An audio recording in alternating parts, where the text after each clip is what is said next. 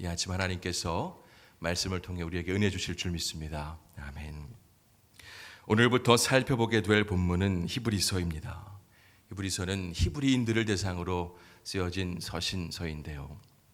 히브리서는 다른 서신들에 비해서 구약의 말씀이 많이 인용이 되었습니다. 구약의 해박한 지식을 가지고 있던 저자가 이미 구약과 친숙한 유대인들에게 구약의 그 말씀을 통해서 새 언약을 좀 더 잘 설명하고자 했던 그런 의도로 보입니다. 히브리서의 저자에 대해서는 바울, 바나바, 아볼로 등 다양한 견해가 있지만 정확하게 밝혀진 바는 없습니다. 히브리서의 저자는 로마에 있는 유대 그리스도인들이 핍박과 위협 때문에 믿음을 버리고 다시 유대교로 돌아가는 것에 대해서 엄중한 경고를 하고 있습니다. 그들에게 옛 언약과 새 언약을 비교하면서 예수 그리스도의 우월함, 예수 그리스도의 탁월함을 강조합니다.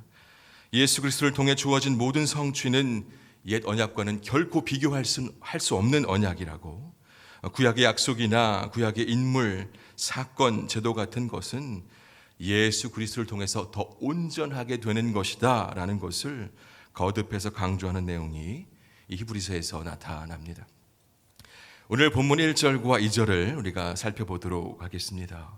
1절과 2절은요, 하나님께서 누구를 통하여 당신의 뜻을 계시하셨는지를 우리에게 알려주고 있는데, 옛적에는 구약시대의 선지자들을 통해 여러 부분과 여러 모양으로 말씀하셨고, 이 모든 날의 마지막, 다시 말씀드려서 율법의 시대가 끝이 나고 새롭게 시작되는 그 신약 시대에는 예수 그리스도를 통해 하나님께서 말씀하셨다라는 것을 이야기하고 있습니다. 여러분, 구약의 선지자들과 예수님 이 모두가 하나님의 말씀을 전달하는 통로였습니다. 그것을 우리가 확인하게 되죠. 서로 같은 공통점이 있음을 보게 됩니다. 그러나 이 안에는 분명한 차이점이 있습니다. 그것은 선지자들을 통해 전해졌던 하나님의 모든 말씀, 하나님의 모든 약속은 예수 그리스도를 통해 완성되고 성취되었다라는 것입니다. 구약의 희미하고 불분명했던 예언들이 예수 그리스도를 통해서 분명하게 되었다, 선명하게 되었다라는 것이죠. 안타깝게도 히브리서의 수신자인 유대 그리스도인들은 여전히 옛 언약에 너무나 익숙해 있었고 새 언약에 대한 지식이 너무나도 부족했습니다. 이 일에 이들이 큰 열심을 내지 않았습니다. 그런 채로 살다가 핍박과 위협이 있게 되자 그들은 다시 어떤 마음을 품게 된 것입니까? 예전에 유대교로 다시 돌아가고자 하는 마음을 품었다라는 것이죠. 여러분, 우리가 예수 그리스도에 대해 잘 알지 못한다면요, 그분의 말씀 배우고자 하지 않는다면, 듣고자 하지 않는다면 핍박과 위협 앞에, 우리에게 다가오는 어려움 앞에서 엉뚱한 생각, 잘못된 생각을 하게 될 수밖에 없다라는 겁니다. 여러분, 지금 우리는 분명하고 선명한 약속 가운데 살고 있음을 잊지 말아야 합니다.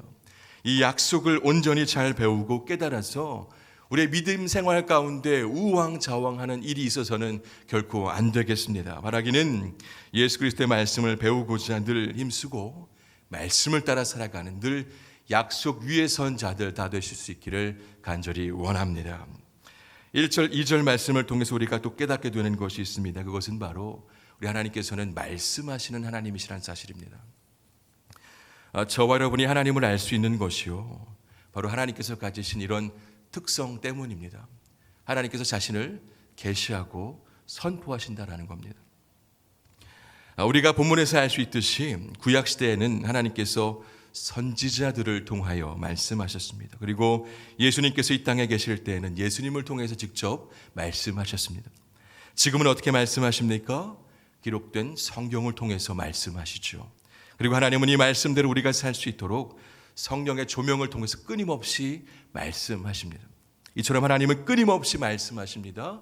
말씀하시는 하나님이십니다. 그렇다면 우리가 하나님 말씀을 듣기 위해 어떤 모습으로 살아가야 하겠습니까? 늘 말씀과 가까이 할 수 있어야 하고 성령의 도우심을 간절히 구할 수 있어야 하겠죠. 그럴 때 우리는 하나님의 뜻을 분별할 수 있는 지혜를 얻게 되고 하나님께서 기뻐하시는 거룩한 삶을 이루어갈 수 있게 될 것입니다. 이어서 오늘 본문에서 우리는 예수 그리스도가 어떤 분이신지를 좀 더 확인할 수가 있습니다. 2절 중반부를 보게 되면 이 아들을 만유의 상속자로 세우시고 또 그로 말미암아 모든 세계를 지으셨다라고 말하고 있습니다. 이 말씀은 예수님께서 하나님과 함께 모든 것을 창조하신 창조주가 되신다라는 것, 그리고 동시에 예수님은 피조 세계 전체의 상속자로서 모든 만물을 통치하시는 통치자가 되신다라는 것을 말하고 있는 것입니다. 우리가 잘 알고 있듯이 예수님은 참 신이기도 하시지만 또 어떤 분이신가요? 참 사람이기도 하십니다. 예수님은 여느 아이들처럼 유아기를 보내셨고 또 피곤하시면 주무시기도 했고 또 안타까운 일이 있으면 눈물을 흘리기도 하셨고 또 십자가 사건을 앞두고서는 괴로워하시기도 하셨습니다. 당시 많은 사람들은 이런 예수님의 인간적인 모습 때문에 예수님을 지금까지 나타났던 선지자들보다 조금 더 뛰어난 분, 하나님의 능력을 좀 더 많이 받으신 분으로 생각하였지만, 그러나 우리 주님께서는 하나님의 아들로서 만유의 상속자가 되시는 분이십니다. 예수님은 제자들과 마지막 만찬을 하시면서 이렇게 약속하셨습니다. 너희로 내 나라에 있어 내 상에서 먹고 마시며 또는 보좌에 앉아 이스라엘 12지파를 다스리게 하려 하노라. 제자들을 향한 분명한 약속입니다. 예수님께서 상속자가 되시지 않는다면 결코 하실 수 없는 그런 약속입니다. 이 아침 예수님께서 하나님과 함께 모든 것을 창조하신 만물의 주인 되심을, 또 하나님의 아들로서 하나님께서 창조하신 모든 것을 상속받으신 상속자, 통치자가 되신다는 그 사실을 분명하게 마음에 새기고 또 우리 입술로 고백하실 수 있기를 바랍니다. 그리고 하나님의 창조 세계 속에 속한 우리에게 주님의 말씀을 듣고 행할 마땅한 의무가 있다는 것을 기억하십시오. 그래서 늘 예수 따라가며 복음 순종하는 저와 여러분의 삶이 되기를 간절히 원합니다. 또 3절을 보게 되면 예수님은 하나님의 영광의 광채이시고 그 본체의 형상이라 말씀합니다. 이 말씀을 통해 예수 그리스도는 본질상 하나님이시다라는 것을 다시 한번 우리가 확인하게 됩니다. 예수님은 비록 인간의 죄를 구속하기 위해서 인간의 몸을 입고 오셨지만 그분은 하나님이시라는 거예요. 본질상 하나님이시라는 겁니다. 여러분, 예수님 당시에 많은 사람들도 그랬지만 지금 이 세상의 많은 사람들도 예수님을 참 신이라 여기지 않습니다.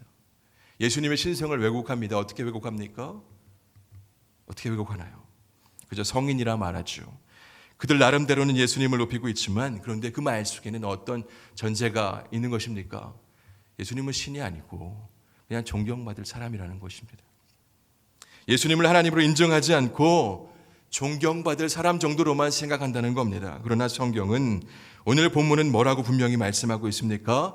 만물의 창조자, 만물의 상속자, 하나님의 영광의 광채, 하나님 본체의 형상이라고 말씀합니다. 예수님은 단순히 존경받을 사람이 아니라 참신, 참 하나님, 경배받으실 하나님이라는 겁니다.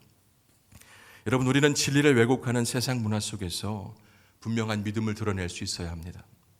세상 속에서 당당히 주님을 경배할 수 있어야 합니다. 세상 사람들에게 진리를 드러내지 않고 선포하지 않고는 우리가 주님을 진정으로 경배한다 말할 수 없을 겁니다.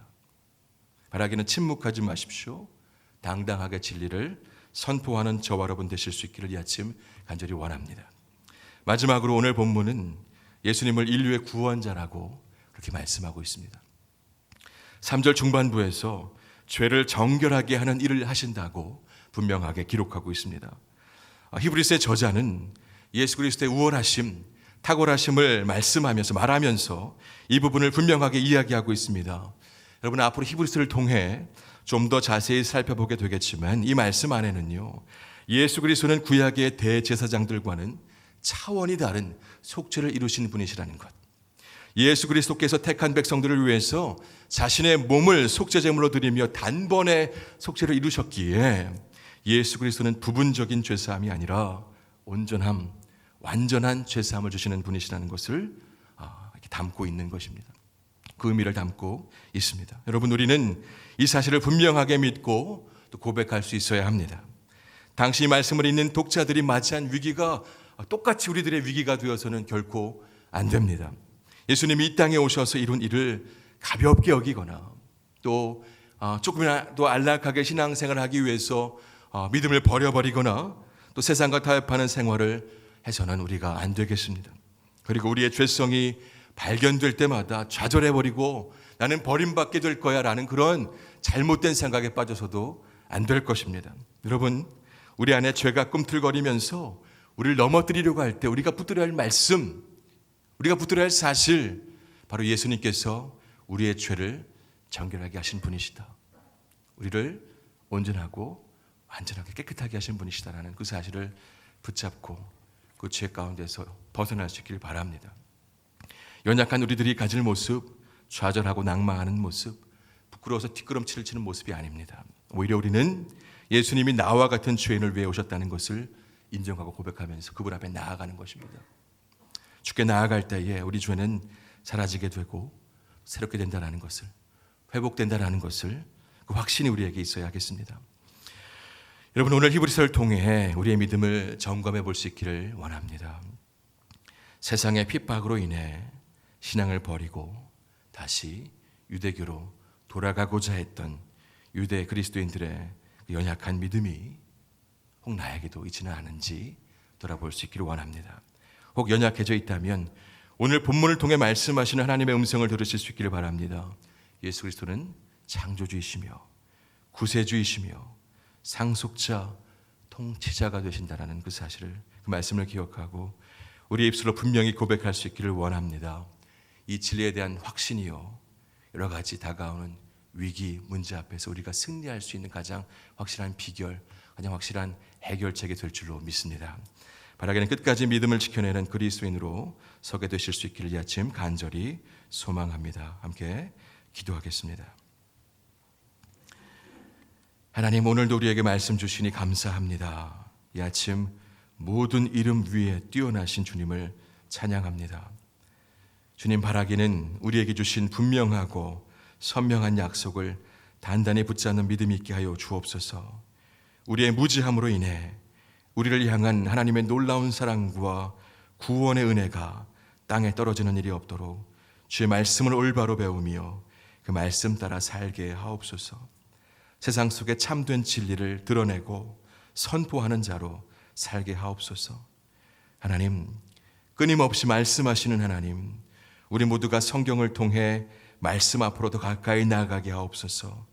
성령의 인도하심 속에 하나님의 뜻을 잘 분별하며 거룩한 자로 이 땅을 살아갈 수 있게 하옵소서.